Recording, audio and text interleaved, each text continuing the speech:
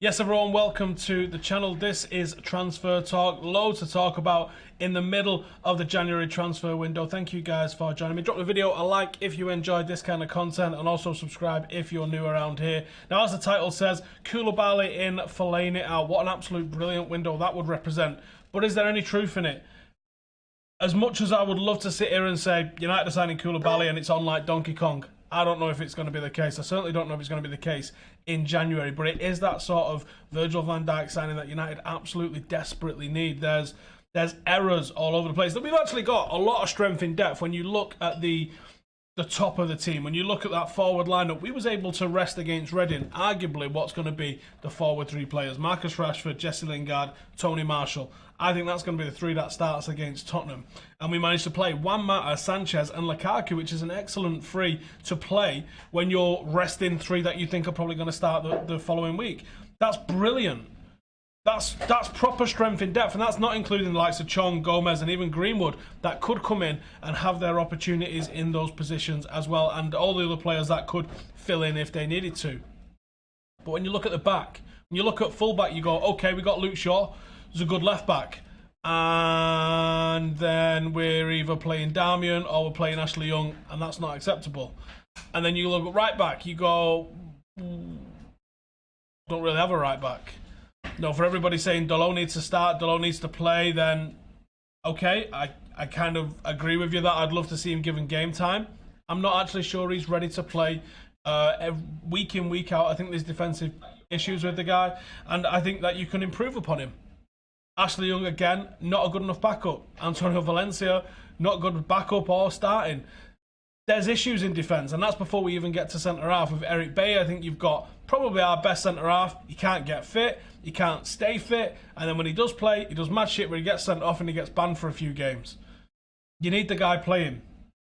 Phil Jones is a walking meme, isn't he, at the moment? He's difficult to pin down, to play regularly. When he manages to stay fit, he's just a walking mistake. Alongside him, Victor Lindelof has really stepped up. He's actually developing as a footballer, but he's nowhere near the finished package. There's still a ton of errors in him. If you look at all the games that United have lost this season, a lot of those can be put down to individual errors made by Victor Lindelof. He's looked better, but he's not looked anywhere near perfect. When you think of the likes of Vidic and Rio and Stam and Ronnie Johnson that we used to play at centre-half, we are a long, long way away from that. Could Koulibaly come in and do that? He absolutely could. He's in that bracket. He's in that world-class leader of a centre-half. He's an absolute tank of a player. If you look how many clean sheets Napoli keep, a lot of it is down to him. Not all of it, but a lot of it is down to how good he marshals and leads from the back in that back line. But I don't see any real evidence anywhere that Koulibaly is coming to United. When you look at all of the sources that are pointing towards him coming, then it's the Daily Mail and the Daily Express and the Sunday Express. You're not putting anything on what they say, and all they're talking about are those transfer keywords and buzzwords, swoops and war chests. There's no real analysis in there. Yes, the racism row that's going on currently in Italy is an absolute piss take, and he'd be absolutely bang on to leave Italy because of a reason like that. But I don't think it means it's happening. Koulibaly absolutely improves United's defence. But that kind of outlay on that kind of a star player, as good as it would be for us in January to do that, I just don't see the evidence that that's going to happen. I like the guy. I think he'd be absolutely fantastic. I just don't see much evidence of that happening as it stands right now. Next up on the agenda then is another player linked, and Sky Sports even talked about Koulibaly there, and they're saying 80 million it's going to cost. Transfer market having at 63. They're talking 100 plus. I'd pay the money. I just don't know if it's going to be happening. The next one that we've got then is Manolas, Roma centre half. Costas Manolas, been a target for United, or is a target according to La Gazzetta dello Sport. The 30.5 million pound release clause in his contract seems very, very cheap for a player of this sort of magnitude. And it says United could be ready to trigger it at the end of the season. Again, nobody talking about what's going on in January here in terms of an immediate signing, which I honestly think you need. Why not get the thing? Manolas for 30 million? It's a no-brainer. And I haven't got him on my list to talk about right now, but it's exactly the same as Toby Alderweireld. He wanted us last summer. We wanted him, or Jose at least, wanted him last summer. He's a Premier League proven, experienced centre-half that's not going to get in the way of any other centre-halves that are developing, such as Axel Tuanzebe, who is arguably deserving of a start, absolutely smashing it on loan at Villa. I have the confidence that he could do it. And if you bring somebody in that's in their young 20s or in the early 20s or 20 years of age, they're going to block him up. Like another player that we've been linked to here with Militao. United must battle Real Madrid to sign the Brazilian defender, comfortable at centre-half and at right-back. He's played 28 games at right-back, 28 games at centre-half. Hasn't played at right-back this season. He is capped for Brazil, where he did play as a right-back. They reckon he's going to cost 42 million with a buyout clause that was agreed last year. But again, he's 20 years of age. Why are we signing someone for 40 million when you've got a potential world-class player in Axel Tuanzebe? Develop your own before looking out and spending money when you don't have to. Otherwise, close the academy and fuck all the kids off. Do you know what I mean? What is the point if you're not going to play the lads or give them an opportunity? As a couple of people are mentioning in the comments, get your questions in the comments. If you're going to bring anybody in, there has to be people leaving. And remember, please like the video. It helps it get found and seen by tons more people as well. Who out of them centre-halves do you think is worth us bringing in? For me, Koulibaly is the top of that list. I mean, it seems to be only centre-halves that we can find us being linked to, which I guess is a good thing. And we'll come on to what Ollie's saying a little bit towards the end of the video. But I don't really see us really desperately needed. If you want to be greedy, you can go, yeah, we probably need someone on the right. I probably think we need a box-to-box midfielder. But realistically, I honestly think that a centre-half in United would be happy days. Should we have a look at the outs? So up on the outs, we have got, first up then, Andreas Pereira. So United are facing the prospect of losing Andreas Pereira to Valencia on a free transfer because he keeps stalling on his new deal. There's also loads of talk that he's able to talk to and has been talking to the likes of Arsenal and Fiorentina about a loan move or potentially a permanent move in the summer. Now, Andreas isn't young no more. He's actually getting on quite a bit. He's had a couple of decent loans where some have gone better than others, but he hasn't managed to break his way into the United side. He's been given a couple of opportunities, but never been given a real run of games under either Jose or Ollie since he's come in.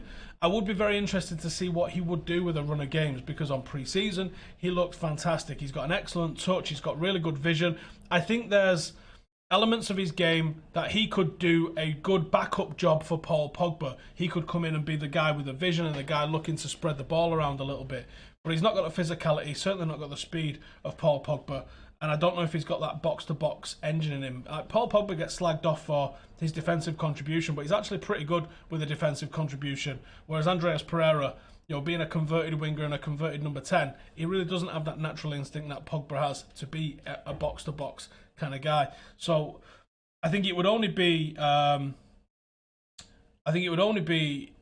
in as Pogba as a backup. I don't see him starting at the moment. And Sanjay in the comments here, yes, I did see the Coutinho link, and no, I will not be talking on that level of bullshit. Sorry. You already know the answer. You don't need for me to tell you that. It's just pure lies. Dom's in the comments, and he says, you've butchered the graphics today, Cam.